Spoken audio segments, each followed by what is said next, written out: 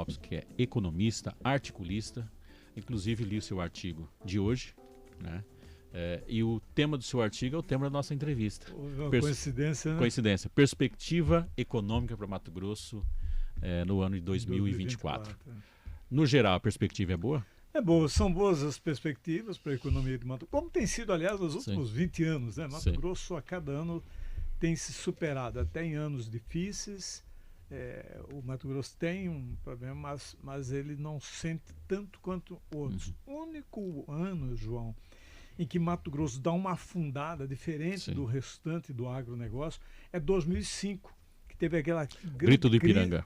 Que surgiu o grito do Ipiranga, que destravaram as rodovias, houve um excesso, um superendividamento do setor e uma tempestade perfeita em 2025. Houve queda de preços no mercado nacional, da soja, do milho, houve um aumento de custos, aumento de taxa de juros e a taxa de câmbio também pegou todo mundo atravessado. A soma disso, que eu chamo de tempestade perfeita, deu na cabeça do agronegócio. Enquanto que no Brasil não se sentiu tanto. Fora 2005, em todos os demais anos, Mato Grosso sempre tem crescido em torno de 3 pontos percentuais acima do que cresce o Brasil. Para 2024 não é muito diferente, não. Tudo que eu vejo, que analiso, que faço projeções, indica que nós vamos ter um ano, economicamente falando, um ano bom em 2024. Temos um desafio para frente, tem uma ameaça aí, que é a queda de safra. Sim, em relação à temperatura desse ano, escassez chuva. De chuva no momento certo do plantio, afeta o plantio da soja, por consequência, afeta também a primeira safra do milho, né? Porque eles fazem cronometrado, né? Planta a soja, tira a soja, já coloca a primeira safra do milho, e houve descompassos aí, muito replantio, muita perda, queda de produtividade. O que eu vejo, que eu sigo bem, eu já vi análise de grandes bancos, mas são grandes bancos como sede na Faria Lima e tal, que falam em perda de 20% da safra de Mato Grosso. Tem 2 relatórios que eu levo muito em conta, que é um relatório da Conab, que foi publicado ontem, que indica uma queda menor da safra brasileira de forma geral. O Brasil colheu de grãos em 2023 315 milhões de toneladas e deve cair para 306, 307. Nós vamos ter aí uma perda de 9 milhões de toneladas. No Mato Grosso, o relatório que eu me pauto é um relatório do IMEA, né, o Instituto Mato Grossense de Economia Agrícola. O último relatório, em janeiro eles não fizeram ainda, deve ter tido recesso ou férias, o último relatório do IMEA de dezembro indica uma queda de soja, acho que de 7% e 17% no milho, justamente por conta da sucedânea. Isso significa o seguinte: em 2023, Mato Grosso colheu 52 milhões de toneladas de milho. Isso, João, é um fenômeno. Para você ter uma ideia, em 2015, o Mato Grosso colheu 12 milhões de toneladas de milho, 12 milhões em 2015. 8 anos depois, em 2023, colheu 52 milhões. Não tem nenhum lugar do planeta... Quase 5 vezes a mais. Não tem lugar nenhum do planeta que de 2015 para cá, ou em 8 anos, aumente 40 milhões de toneladas na sua produção de grãos. E na soja, Mato Grosso colheu em 2023 45 milhões de toneladas e vai baixar. Ao milho, que foi 52, eles estimam que vai cair para 43 e a soja deve baixar de 45 para 42 milhões de toneladas de soja.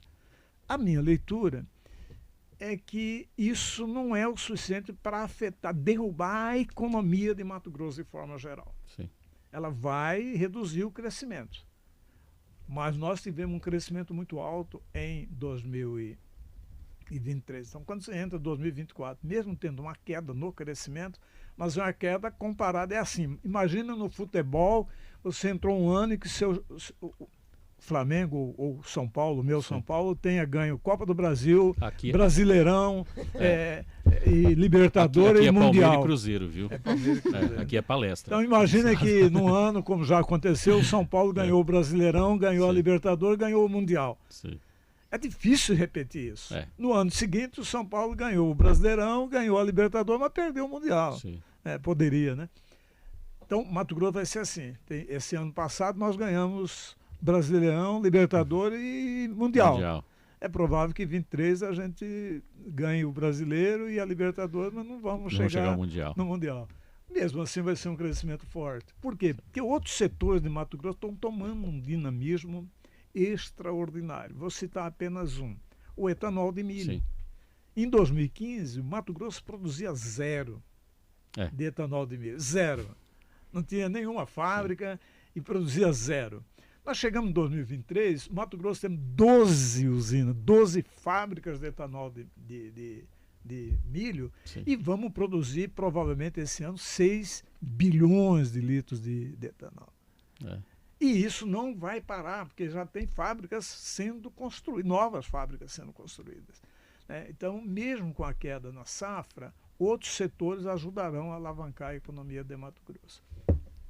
E, Vivaldo, queria que você falasse um pouquinho também, aproveitando aqui o professor, a conversa de vocês, porque às vezes a gente fala muito, né, e o ouvinte está acompanhando, mas tá falando de soja, de milho, de etanol, eu não tenho nada disso, não tenho nenhum pedacinho de terra, né?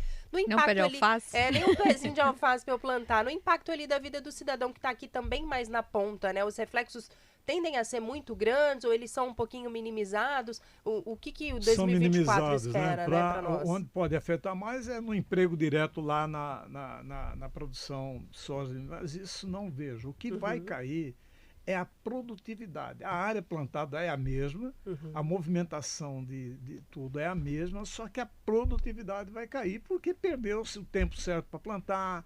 Quem plantou não vai colher as 65 sacos de soja por hectare, vai cair a produtividade. Mas o volume de crédito não reduziu, a movimentação toda. Aqui na vida do cidadão comum não vai afetar não vai afetar muita coisa. Por quê? Porque não vai gerar desemprego. Mato Grosso hoje, Camila, só qual que é o problema que nós temos? Não é desemprego, é falta de mão de obra. Mato Grosso ontem anunciamos aqui 2.000 vagas abertas. Você vê, Mato Grosso está com pleno emprego. Mato Grosso tem uma taxa de desemprego de 3,5%. Os Estados Unidos, que também estão num patamar de emprego elevado, a taxa de desemprego dos Estados Unidos é 3,2%. Então, a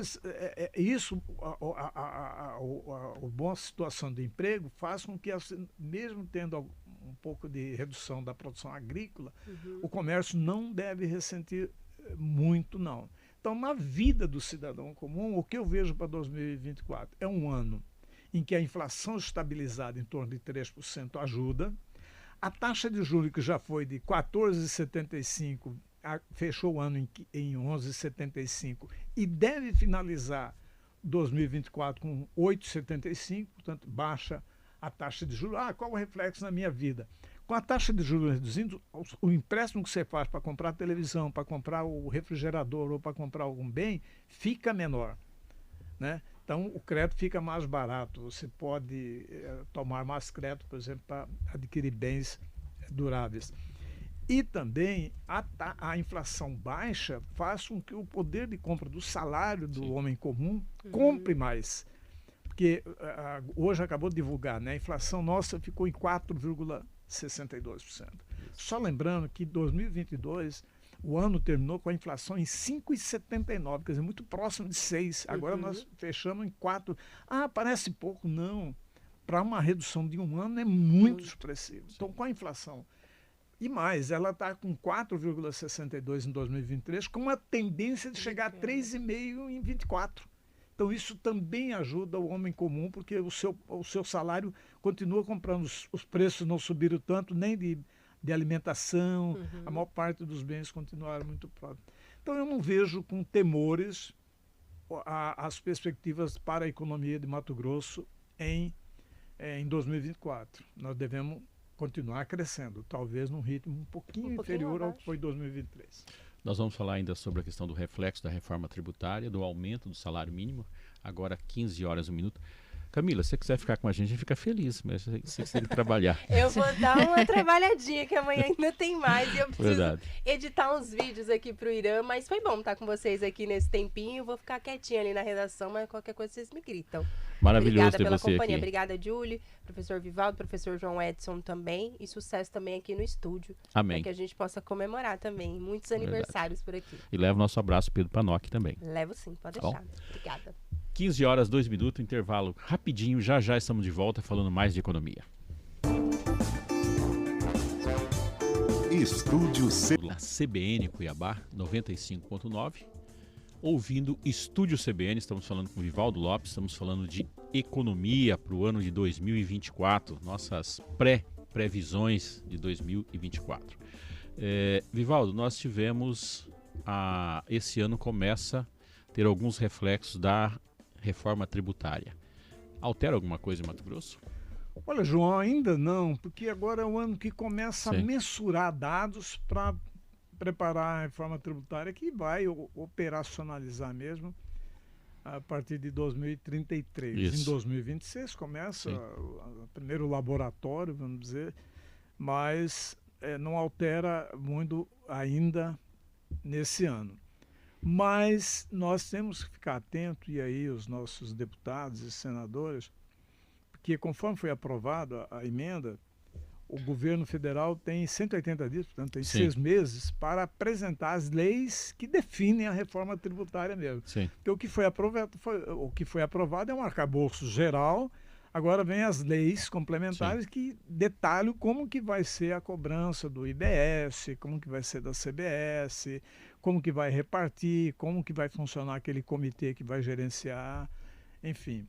Então, essas leis é que são a parte bem operacional da reforma tributária. Portanto, atenção plena por parte dos deputados e senadores, porque o governo, o Ministério da Fazenda vai preparar essas leis para regulamentar Sim. a reforma e apontar. Então, não vejo grandes alterações. Mas, no geral, a reforma tributária, o que ela afeta basicamente Mato Grosso, quando tiver na sua plenitude, a primeira é que ela acaba com os incentivos fiscais. Sim. Mas não acaba só para Mato Grosso. Nenhum estado vai poder fazer mais incentivos fiscais, porque ela parte da premissa que se igualar a todo mundo, ninguém tem prerrogativa de fazer incentivos fiscais, iguala todo Sim. mundo em questões tributárias, de atração por questões tributárias.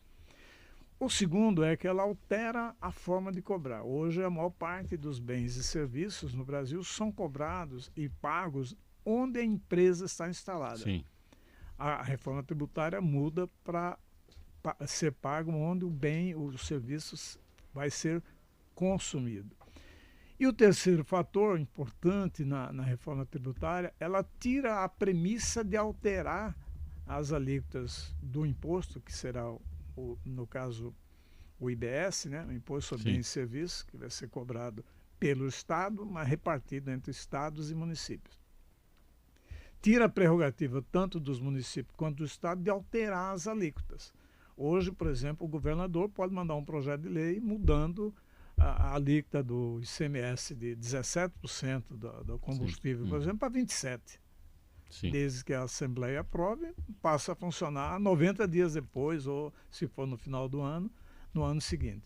Então, tira essa prerrogativa e atribui apenas para o Congresso Nacional. É para dificultar a ideia. Sim. Esses são os 3 fatores que mais afetam Mato Grosso.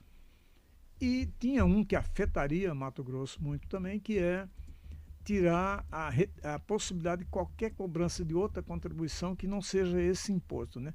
Porque o que é o IBS? É a junção do ICMS e o ISS. O ICMS cobrado pelo Estado e o ISS cobrado pelos municípios. E, no caso, alguns estados, como Mato Grosso, tinha mais uma contribuição econômica, que é o FETAB, aqui Sim. chama FETAB. Então, a reforma no primeiro projeto acabava com isso. Mas com muito esforço, com muita galhardia e por parte da bancada local, do governador e do secretário de Fazenda, ela permaneceu até o ano de 2042. Então, o FETAB vai continuar sendo cobrado. Então, Mato Grosso vai ter 2 tributos sobre o consumo. vai ter o IBS, que substitui o ICMS e o ISS, e vai continuar cobrando o FETAB sobre a movimentação de mercadorias agropecuárias nas estradas de Mato Grosso, assim que é cobrado o FETAB. Então, permaneceu. Então, permanece o FETAB, acaba o ICMS, acaba o ISS, claro, a partir de 2033, e passa a ter apenas um imposto. Vai facilitar muito para as empresas. Isso deve impulsionar bem, porque reduz o custo para apuração e recolhimento tributário, simplifica e deve melhorar a produtividade das empresas. Há um discurso de que Mato Grosso vai perder muito porque Mato Grosso tem apenas menos de 4 milhões de consumidores e como ele vai pagar sobre o consumo, isso poderia afetar. Confesso que não vejo assim. Eu vejo um que fala esse foi o discurso do governo, né? O governo fez muito esse discurso, mas nunca apresentou nenhum estudo com mais profundidade demonstrando isso. Eu tenho dedicado muitas horas do meu tempo, estudado o assunto, lido muitos estudos especializados. Em nenhum deles eu vi essa tese sendo confirmada. Não vi. O que eu vi é que Mato Grosso pode perder em termos percentuais, algo assim. Mato Grosso hoje, o que Mato Grosso recolhe significa, sei lá, 2% ou 1,5% de todo o ICMS do país. Lá na frente, ao invés de 1,5%, vai ser 1,3%. Então, proporcional. Só, meu amigo, é o seguinte. Hoje, o Brasil todo recolhe 700 bilhões de ICMS por ano. A soma dos 27 estados. 700 bilhões por ano. Mato Grosso recolhe por ano 20 bilhões. Então, se você comparar 20 bilhões com 700, é muito baixo o percentual de Mato Grosso sobre. Mesmo que caia percentualmente, no segundo ano da reforma tributária, os 700 bilhões que são de ICMS vão virar 1 bilhão a 1 bilhão e meio. Entendeu? Quer dizer, mesmo que Mato Grosso continue recolhendo 1% ou 1,5%, é 1,5% sobre desculpa, eu falei... 1 trilhão. Um bilhão. Um trilhão e meio de o bolão. Tá certo? Então não vai ser tão ruim. E Mato Grosso tem um alto poder de consumo. Eu vou dar um exemplo bem prático que aconteceu.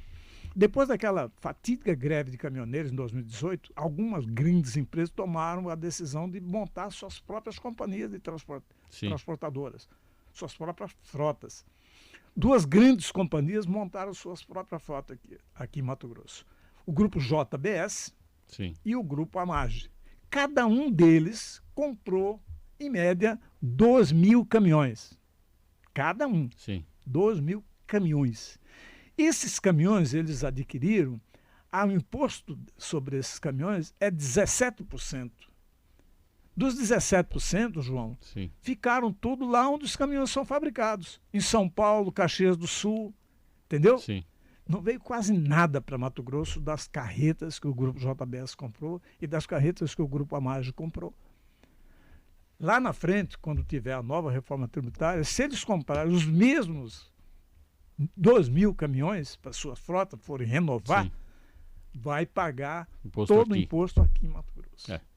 Mato Grosso é o estado que mais compra equipamentos agrícolas, coletadeiras e tratores. Todos esses tratores, esses caminhões. E o que mais renova a tropa. E o que mais renova a frota, até porque tem bastante crédito disponível e também tem uma alta lucratividade o agronegócio. A gente vê no agro, quando viaja pelo Brasil, né? Aqui a gente não vê equipamento velho rodando por aí. Nessas regiões. Exato. No sul do país, passei do Paraná, você vê ainda tratorzinhos velhos. Mato Grosso rodando. Consome muito equipamentos agrícolas, coletadeiras, plantadeiras, tratores, caminhões, tudo que a gente compra aqui, a maior parte do ICMS fica lá onde eles são fabricados. Daqui para frente ficarão em Mato Grosso. Portanto, eu não vejo, nunca vi comprovado de que Mato Grosso pode perder porque tem um pequeno mercado de consumo. Mas São Paulo tem. Mas São Paulo já é maior. Qualquer que seja o sistema tributário brasileiro, quem mais vai obter vantagem com ele são 4 estados. São Paulo, Rio, Minas e Rio Grande do Sul e Paraná. 5. Então, no sistema atual, eles é que mais se beneficiam. Já é, né? Já é, porque tem o maior consumo, tem uma maior base fabril e tem maior participação no PIB brasileiro. Sim. No outro sistema, continuará sendo a mesma coisa. São Paulo continuará sendo o que vai mais se beneficiar no médio e longo prazo, mas, na minha leitura, a nova reforma tributária beneficia as empresas, ajuda o crescimento econômico de Mato Grosso e, ajudando o crescimento econômico de Mato Grosso, aumenta o consumo e aumenta a arrecadação. A questão do incentivo fiscal, que com essa reforma ela sai, ela pode de alguma forma prejudicar alguns estados? Porque é uma barganha, né, que os estados usam para atrair empresa. Mas é uma barganha que é um detalhe, né? Veja bem, eu vou dar outros exemplos. O Brasil montou o maior sistema de incentivos fiscais do Brasil em toda a existência do Brasil. Chama-se Zona Franca de Manaus. Sim. Qual que era a ideia? Industrializar o Amazonas, simular o desenvolvimento, o crescimento, dando elevadíssimos incentivos fiscais. O Brasil gasta por ano para manter a Zona Franca, né? Quase 500 bilhões por ano. Sim. O Brasil abre mão de algo como 500 bilhões por ano para manter a Zona Franca de Manaus. E quem que mais se beneficia disso? As indústrias, que aumentam os seus lucros. Mas Manaus não se desenvolveu. O Amazonas não teve crescimento econômico, não teve crescimento social com a Zona Franca. Tá? Os estados que mais deram benefícios fiscais nos últimos tempos, fizeram os programas mais agressivos de incentivos fiscais, João, foram 4, aliás. Minas, Goiás, Rio de Janeiro e Rio Grande do Sul. E sabe o que está acontecendo com esses 4? Estão quebrados. Endividados. Quebrados. O Rio de Janeiro está falido. Os 4 estados estão em regime de recuperação judicial, que no mundo público chama recuperação fiscal. Sim. Rio Grande do Sul, Goiás e Minas. Todos estão quebrados. Você vê que o Zema está lá sofrendo, porque é adversário, precisa renegociar, entrar no sistema de renegociar a dívida e não está conseguindo. Sim. O Caiado está de pires na mão sem poder brigar com o governo Lula porque ele precisa entrar no sistema de recuperação porque o Goiás está literalmente quebrado porque deu muitos incentivos fiscais. Eu lembro quando começou, o pessoal aqui comparava muito, né? Estava pressionando, olha, o Goiás está fazendo, aqui está difícil. Tá. Exatamente. Mato Grosso do Sul, por exemplo, já não deu tanto incentivo fiscal, mas atraiu indústrias. Hoje, Mato Grosso do Sul, Juliana, é o maior polo produtor de celulose do Brasil. Sim. Ali naquela região de Dourados, Maracaju, Ribas do Rio Pardo, Três Lagoas, as maiores indústrias de celulose estão ali. E eles não tiveram que dar tantos incentivos fiscais. Sim. As indústrias decidiram ir lá por decisões comerciais e mercadológicas. Não foi por causa do incentivo fiscal. Sim. Quando a Sadia, em 2008, 2009, resolveu montar a sua maior fábrica da América Latina, lá em Lucas do Rio Verde, foi uma decisão estratégica, comercial e mercadológica. Sim. Não foi porque Blairo Maggi ofereceu incentivo fiscal. Depois que eles decidiram montar a fábrica, procuraram o Blairo Maggi, o governo, para obter incentivo fiscal. É natural, tá certo? A FS, que é a maior fábrica de etanol de milho do planeta, é uma americana, quando ela resolveu montar a fábrica em Sorriso, Lucas do Rio Verde, e agora está construindo outra em Primavera do Leste, não foi por causa dos incentivos fiscais. Foi porque ela precisa de etanol. Sim. Ela precisa do milho, aliás. E o milho está lá. Ela monta a fábrica, é como se a fábrica fosse a casa de frente para a rua e o quintal fosse uma plantação de milho. Então o custo dela trazer o milho para fazer o etanol é muito barato. O transporte depois de pronto ele é menor do que o transporte se levar in natura. Exatamente, para levar fabricado. Sim. Então, na minha leitura, a ausência de incentivo fiscal não vai afugentar empresas e nem vai tirar empresas que já estejam aqui, não. O Cláudio, que é nosso ouvinte há muito tempo, mandou aqui um abraço, está com saudade de ver nós dois juntos, né? E ele pediu aqui o seguinte: pede para o professor Vivaldo explicar o IVA, que quando ele parou de falar no rádio, não tinha explicado o IVA. Até agora ninguém explicou direito para mim entender. Olha, o IVA, eu acabei falando do IVA. O IVA é valor, imposto sobre valor adicionado. Sim. Pra você ter ideia, Cláudio, a ONU tem em torno de 190 países devidamente habilitados, né, que fazem parte da ONU. Dos 190, 185 utilizam o sistema IVA. Sim. O Brasil está entre poucas exceções que não utiliza IVA. O que é o IVA? É o Imposto sobre Valor Adicionado. É aquele imposto que você só paga lá na ponta final. Tá? Vou dar um exemplo. Se você, hoje o sistema funciona da seguinte forma. Se você vai pagar ICMS, você compra mercadoria, você usa uma fábrica de concreto. Sim. Ela vai fazer um bloco de concreto no final, um poste de concreto. Quando ela compra o cimento, ela paga o ICMS. Quando ela compra o ferro para fazer o bloco, ela paga ICMS. Sim. Quando ela compra energia para fazer o concreto, ela paga ICMS na energia. Quando ela compra a telefonia, a internet, ela paga e ela não deduz isso, no final aparece, ela paga vários antes dela fabricar. E quando ela vendeu o seu poste, paga de novo. Paga de novo.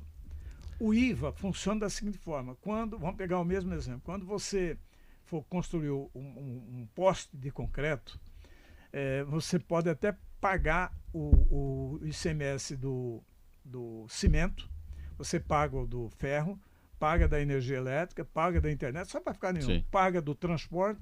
Quando chegar lá no final, você faz a apuração e ao recolher para a Secretaria de Fazenda, você abate o que pagou para trás, você só recolhe a diferença. Isso é o IVA, é só sobre o valor que você adicionou. Então você comprou o cimento, comprou o ferro, comprou o transporte, comprou a energia e virou um poste. Esse é o seu produto. Então você só vai pagar o que você acrescentou no preço final do poste, deduzido o que você pagou de cimento, de ferro, de transporte, de energia e de internet e tudo mais. Esse é o IVA. Ele só cobra na ponta, deduzido o que você já pagou antes. Ele pode ter uma alteração no preço final? Pode ser benéfico ao consumidor o preço final? Essa que é a expectativa. Né? Essa que é a expectativa. Eu falo expectativa porque o Brasil não é muito comum. Quando há um ganho tributário, dificilmente ele aparece no preço. Eu já vi vários exemplos. Eu já fui secretário de Finanças, de Fazenda do município e vi muitas empresas pedindo para reduzir o ISS. A gente reduzia, depois de muita pressão, muita negociação, e esperando que a redução do o ISS no final aparecesse no preço lá do hotel ou da faculdade, que é um serviço. Nada. Você reduzia o ISS, mas depois ele falava que outros custos aumentaram e o preço final ficava o mesmo. Eu presenciei quando fui trabalhar com o Dan de Oliveira no governo também, uma pressão danada, um grande grupo aqui que vendia gás em botijão, que o ICMS estava muito alto, precisava reduzir porque as pessoas pobres precisam comprar gás.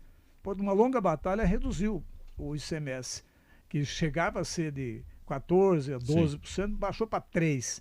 O preço do gás não mudou praticamente nada.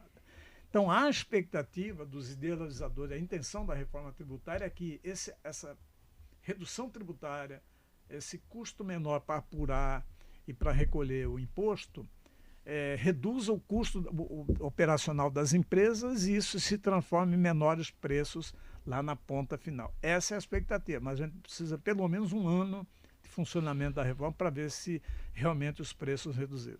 Eu pergunto isso porque assim, cada governo que chega, ou pelo menos deveria ter uma ideia econômica. A gente sabe que o Lula tem uma ideia econômica, que é o consumo.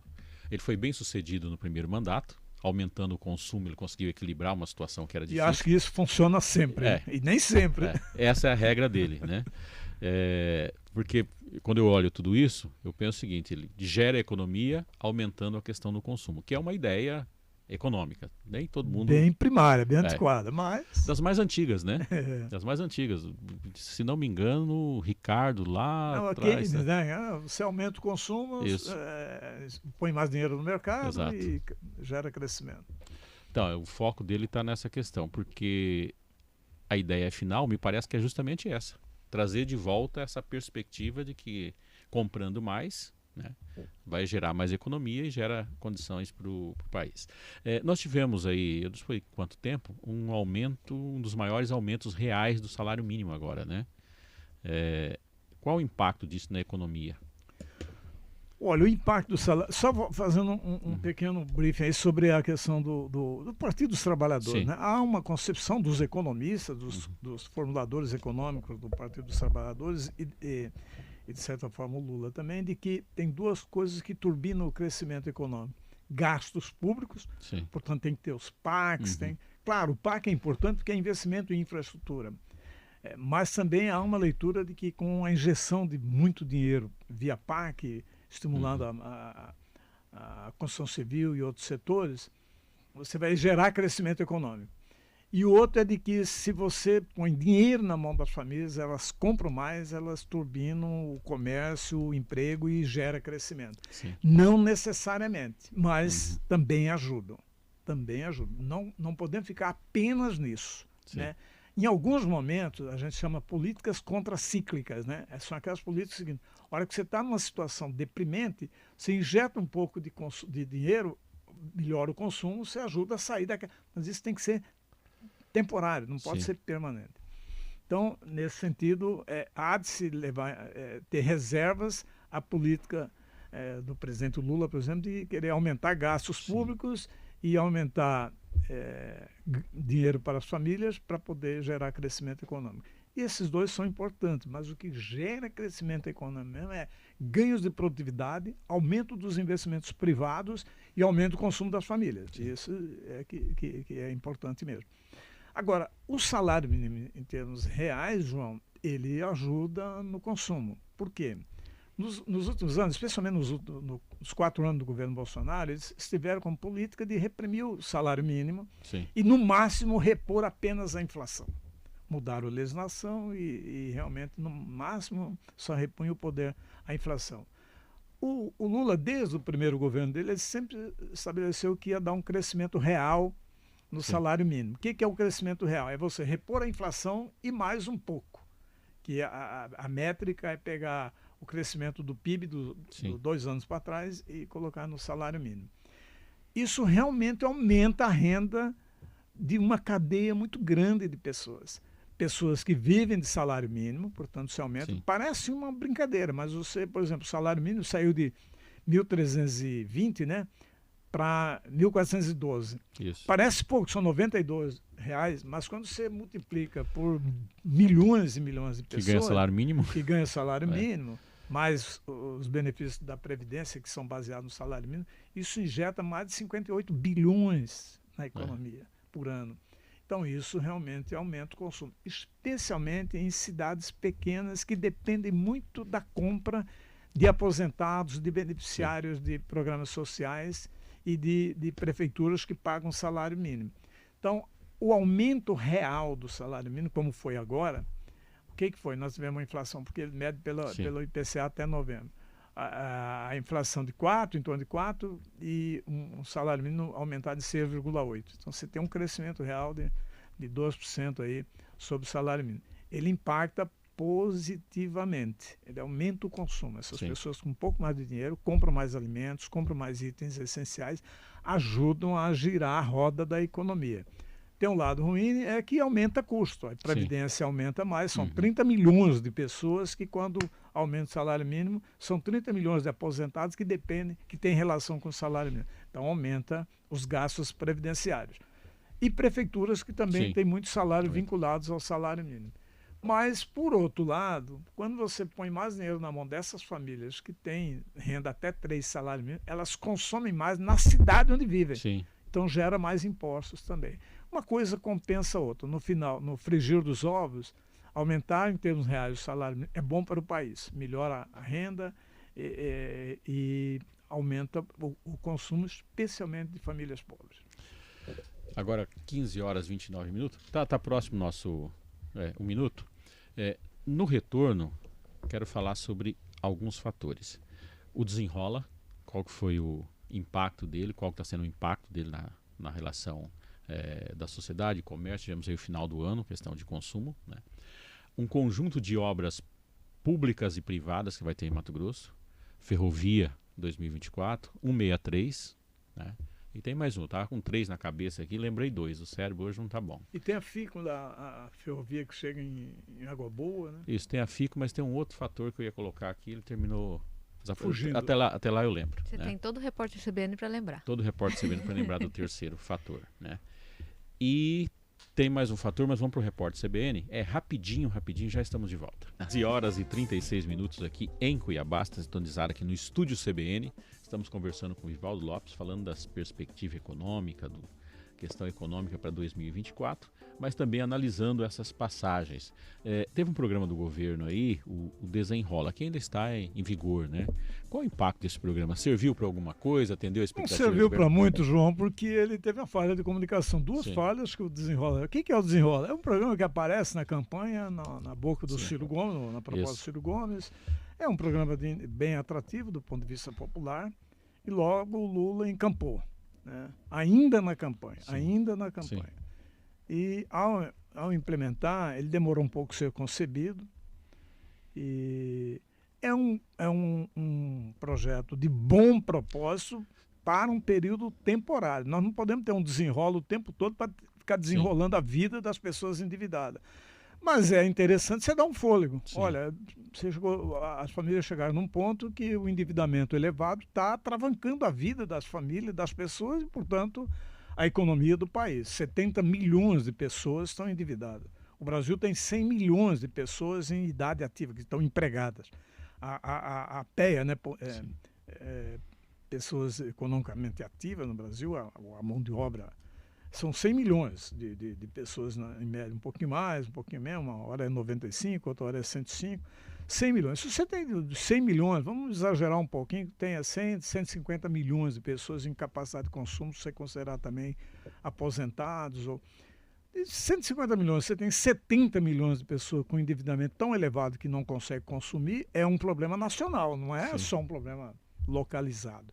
Então é natural, acho que é elogiável o Estado, né, o governo federal, montar um plano, uma plataforma para ajudar essas pessoas a sair do endividamento. Ele tem capacidade para isso, não perde tanto. Quando um banco, eu devo 10 mil para o banco, senta lá e o banco fala, do 10 mil você paga R$1.000 parcelado em 10 vezes de 100 e 9 mil eu vou abater.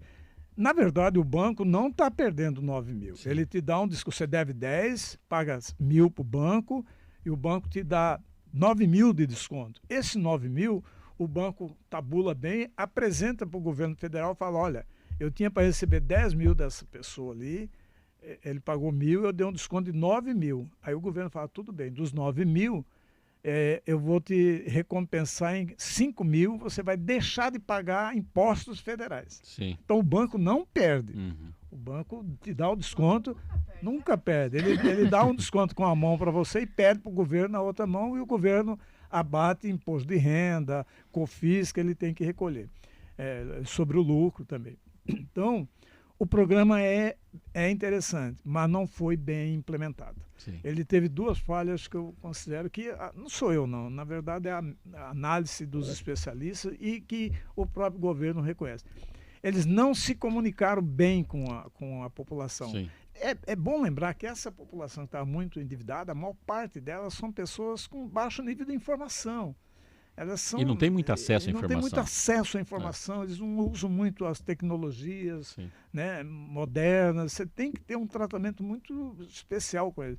O governo, primeiro, criou a expectativa e ficou adiando. Tinha que chegar para falar a hora que... É igual você fazer propaganda de uma mercadoria na sua loja e ela não está na prateleira ainda. Né?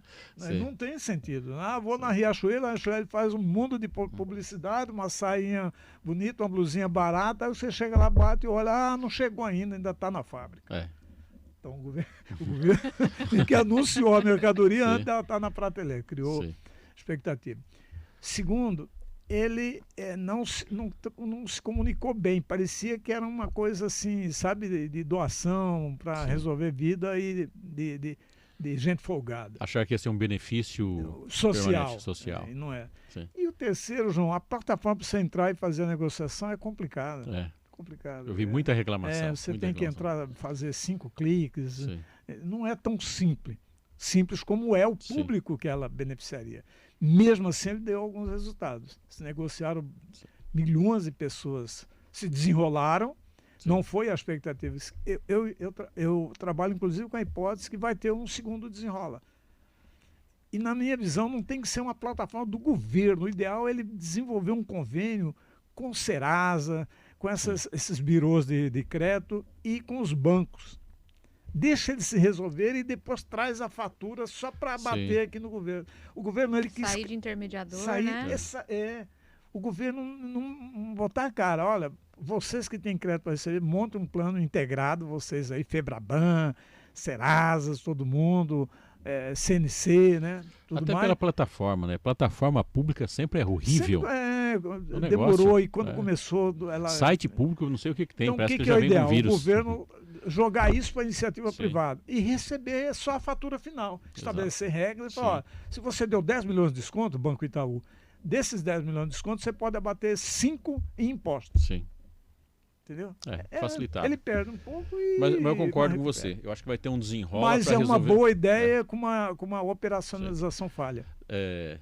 Vai ter um desenrola para melhorar o desenrola. Isso mesmo. Porque está bastante enrolado. Eu vi de um articulista desses bem informado que numa certa reunião o presidente Lula estaria já meio irado, né, com o ministro da Fazenda e com a equipe, e a hora que ele sentou na mesa falou, olha, Haddad, esse desenrola, você não vai desenrolar esse desenrola? Fica aí meio... Vivaldo, para Mato Grosso, eu vou pegar aqui privado, público e estadual, não vou nem entrar na questão do município, porque o município é parceria com o governo federal, que são os PACs.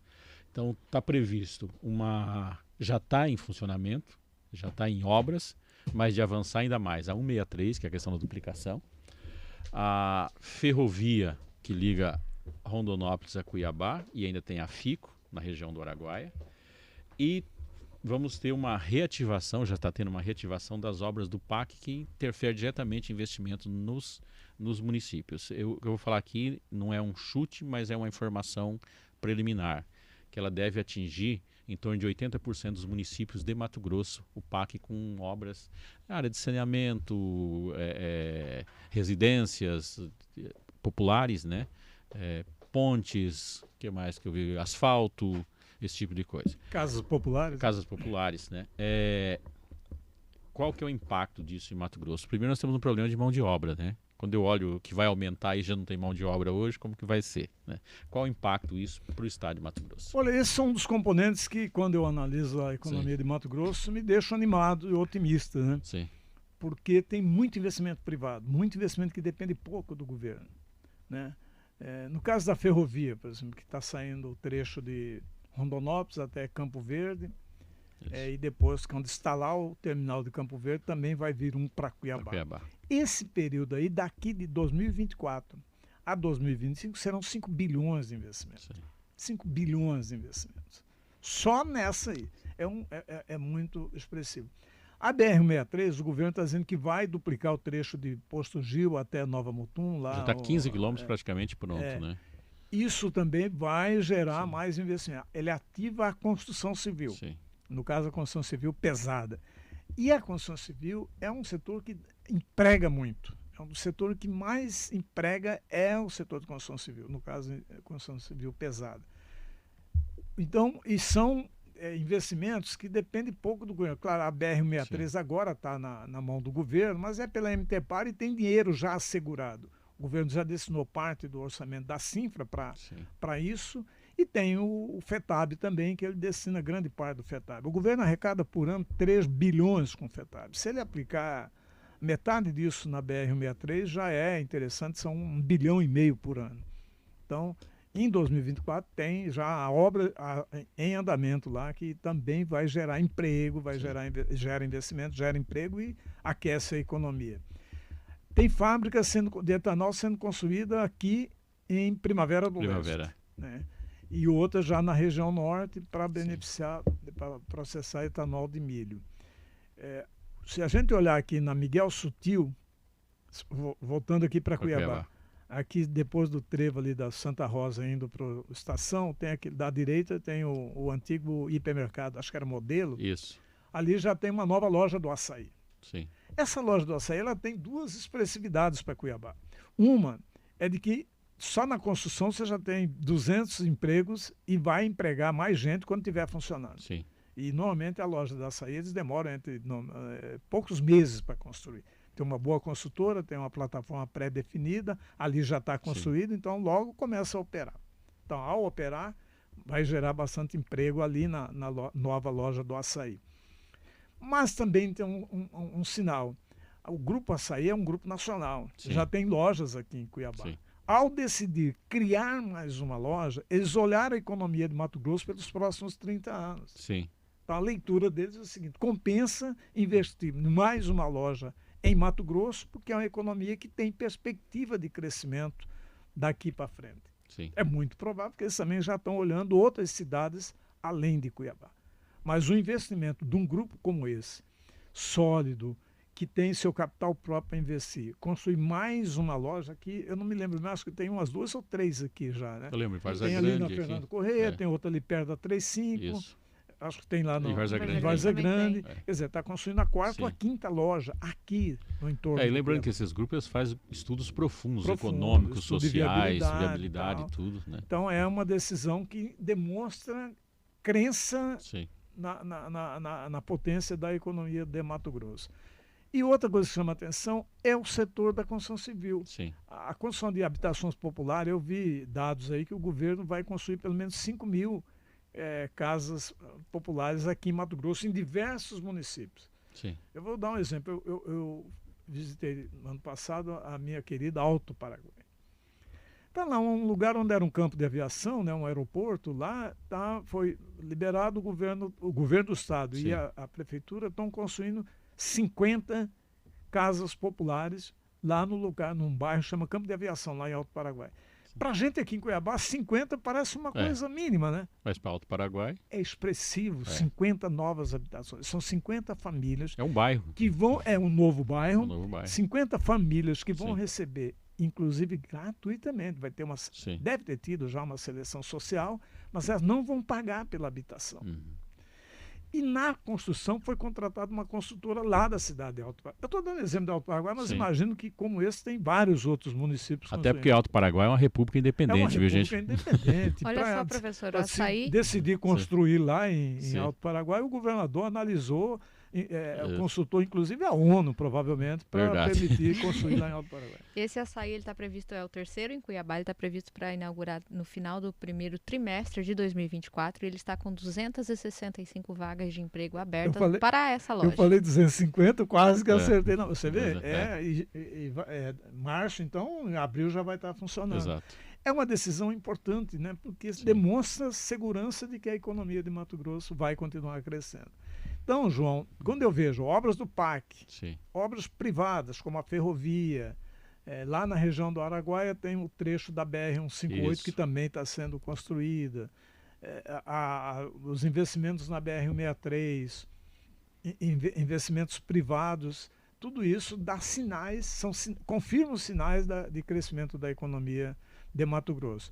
Aí voltamos a ter 2 problemas, mão de obra e mão de obra qualificada. Então, apostar no ensino técnico, na capacitação, na educação no Mato Grosso é uma decisão de crescimento. Essa segunda é mais complexa, né? Mão de obra muitas vezes resolve fazer uma publicidade no estado, está com maior dificuldade, traz uns ônibus de gente, né? Agora, quando fala qualificada, esse o impacto é maior. Já né? exige mais. Né? Exige mais, porque exige formação. E muitas dessas empresas, elas não têm tempo da pessoa ficar lá mais 4 anos, 5 anos, 3 anos, 2 anos, 1 ano se formando para isso, né? Ela tem um impacto na região muito grande, muitas vezes atrasa justamente por ausência. O pessoal da área de construção civil reclama o tempo todo em relação a isso. E quando você tem a mão de obra qualificada, o investimento fica mais... Por exemplo, industrialização. Sim. Por que é importante a industrialização em Mato Grosso? Primeiro, para processar a nossa própria produção. Emprega melhor, paga melhor. Sim. E qualifica o crescimento. Eu vou dar um exemplo assim... Eu vou citar o nome porque ele é público, é conhecido, é amigo nosso. Uma cidade chama Nova Marilândia. Nova Marilândia. É Nova Marilândia, né? Cidinho, Nova Marilândia. É nova, tem nova, né? Nova Marilândia. Nossa, olha, deu um branco aqui, eu fiquei com medo. Eu achei que era só Marilândia. Quase Porque lá, vizinho quando eu era jovem, lá na região Sim. da República do Alto Paraguai, lá chamava Maria Joana. Isso. Maria Joana, agora é Nova Marilândia. Para quem não sabe onde fica, passa por dentro de Arenápolis, chega lá pertinho. Depois de Arenápolis. Ali é uma pequena cidade, com menos de 10 mil habitantes. Sim. E o empreendedor Cidinho, né? Sim. Montou lá, primeiro, uma indústria avícola, né? Isso. Para criar e abater frangos. Agora já tem lá uma nova fábrica de ração. Sim. Ao lado, porque usa muita soja, ele montou uma fábrica de biocombustível. E como tem muito milho por lá, porque é ração, Sim. né? Também montou uma pequena fábrica de etanol de milho. Então, veja bem, só uma decisão de investimento desse mesmo grupo, o grupo do Cidinho, montou 3 fábricas numa pequena cidade.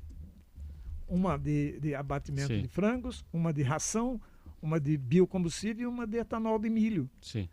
Olha, João, está dando impacto. Isso me chamou a atenção porque eu fui olhar os dados de IDH, os dados de PIB, alguns dados sociais de Nova Marilândia, e me chamou a atenção que eles estavam muito altos. Eu achei que estava vendo coisa errada.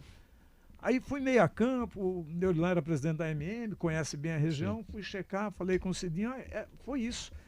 Tem 4 fábricas numa cidade pequena. É uma cidade pequenininha mesmo. Já qualificou os índices, os indicadores sociais e econômicos de Nova Marilândia. E influencia toda a região, Santo Afonso, Arenápolis, Nortelândia, Alto Paraguai. Outro exemplo que eu vejo é o seguinte, a JBS tem um frigorífico que foi incendiado lá em Diamantino, resolveu reconstruir e ampliou. Empregava 1.300, 1.400 pessoas, agora vai empregar 3.000. Sim. João, todos os dias saem 20 ou mais ônibus de Alto Paraguai para levar trabalhadores na fábrica da JBS lá no Novo Diamantino. São 800 empregos. Sim. Das 3.000 empregos que tem na fábrica, no frigorífico lá, 800 vão de Alto Paraguai para lá. Entendeu? Você vê quanto que uma fábrica, uma indústria impacta a região. Então não é só Alto Paraguai, nem só Diamantino, todo o entorno acaba... A fábrica da JBS ali acaba beneficiando a região. E aqui em Cuiabá tem a questão do BRT, que está avançando. E semana passada, o prefeito tem uma fala, inclusive, com o Padilha, né, o ministro. Dessa semana. É da semana, né? Da possibilidade de ter, eu espero que seja também o VLT, não seja uma coisa ou outra, né? Com obras seria dinheiro do PAC, né? Embora, me parece, não tem nem projeto, né? Não, foi só uma fala, assim, vamos fazer o que for possível. Nós vamos fazer o que é possível para fazer. Essa fala política a gente é acostumado em ano que tem eleição. Né? Eu ficaria te aviso, né? Animado. Primeiro eu como cuiabano, tá me injuriando essa briga chata, brigas, né? Essas duas brigas. O governador batendo no prefeito, intervenção aqui, briga por causa do BRT. Eu como cuiabano não gostaria de ver isso. Sim. O cidadão cuiabano não quer ver um staff governamental atacando a sua própria capital. Sim. Não me sinto muito bem com isso. Sempre eu me acostumei na política em ver um governador, qualquer que seja, de qualquer posição ideológica, ajudar a capital. Sim. E não atacar a capital. Esse é um preâmbulo muito pessoal. Posso estar enganado, mas é essa a minha leitura. Sobre o PAC e sobre o BRT, eu esperava que governador e prefeito desse o seguinte anúncio. Nós vamos ter BRT e vamos ter VLT, mas privatizada. Privatizada. Eu gostaria que somassem forças, governador, prefeito, governo federal e VLT em Cuiabá. Nós vamos fazer um esforço para procurar bons projetos, empresas que estejam dispostas a investir, e nós vamos dar a concessão para ela usar por 100 anos, poder explorar o negócio aqui. Eu não sou muito crente em obras desse tamanho, feitas com dinheiro do governo estadual, do governo federal ou da prefeitura, do governo municipal. Gostaria muito, como economista liberal que sou, uma pessoa que já trabalhou no governo, sei a dificuldade que tem para você fazer uma obra de 1 ou 2 bilhões de reais e num meio de transporte muito importante para Cuiabá. Cuiabá já merece, já está passando de merecer o VLT. O que é o VLT? Um metrô de superfície. Isso. Né? Qualificado, de boa qualidade, que a gente pode pegar, por exemplo, eu moro perto aqui da Rubens Mendonça. Imagina que tivesse um VLT passando aqui e eu fosse viajar, que eu sempre vou para o aeroporto, eu deixo o meu carro aqui, entro no VLT e ia descer lá no aeroporto. Quando chegasse, a mesma coisa. Esse seria o ideal. Né? Não temos, já tem 10 anos que a gente labuta por isso.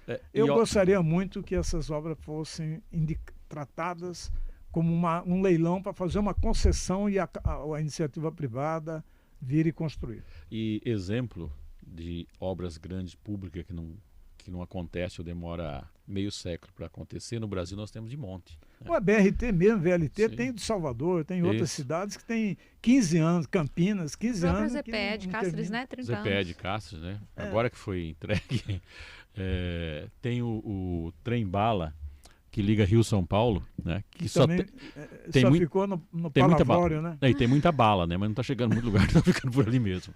Quem vai sair do Rio de Janeiro... Só tem a bala, o trem não. Quem vai sair do Rio de Janeiro ali para aquela região sul ali, né? Pega muita bala. Mas direção. O trem não. O trem não, é sem trem, né? O trem ficou pro lado de Minas Gerais, as duas coisas não juntam, né? Entrando em Minas Gerais também tem muito trem, né? Trem na fala das pessoas, né? Então tem esse impacto, esse imbróglio ali em relação a isso. Agora já são 15 horas e 57 minutos. Já estamos caminhando para os finalmente, Washington. O negócio passou rápido, hein? Nós tínhamos assunto aqui para mais uma hora. Tem alguma notícia de última hora, Júlia? Sim, preciso dar a notícia que foi divulgada pelo governo agora há pouco. A Secretaria de Estado de Infraestrutura e Logística, a Cinfra, informa que o trecho do Portão do Inferno na MT 251 entre Cuiabá e Chapada dos Guimarães, que fechou de madrugada, permanecerá interditado para trânsito de veículos nesta quinta-feira até às 2 horas da manhã, mesmo após o fim da chuva na região. A interdição no tráfego segue o protocolo da Cinfra, uma vez que houve acúmulo de mais de 60 milímetros de chuva no Portão do Inferno e, portanto, o trecho da rodovia deverá permanecer interditado até às 2 da manhã. No entanto, caso a chuva retorne, não há previsão de liberação da pista. Os motoristas que precisam trafegar entre Cuiabá e Chapada dos Guimarães precisam buscar rotas alternativas. A rota indicada pela Cinfra é ir pela BR-163 e 070 até Campo Verde e de lá seguir pela MT-140 e MT-251 até Chapada dos Guimarães. Nossa, 200 quilômetros a mais, né? Para chegar em Chapada. Que sofrência, né? Sofrência, né? Mas eu quero dar uma sugestão, sabe? Esse negócio Portal do Inferno, uma coisa que me incomoda. Portal do Inferno. A gente podia trocar ali como Portão, né, do Portão Inferno. do Inferno. A gente poderia trocar como Portal do Paraíso, né? Porque ali você entra na Chapada. Fica bonito, né? Bonito. Nem vez de chamar Portão do Inferno. Porque poderia chamar Portal do Paraíso, né? Até porque tá virando agora piada tá o Inferno, né?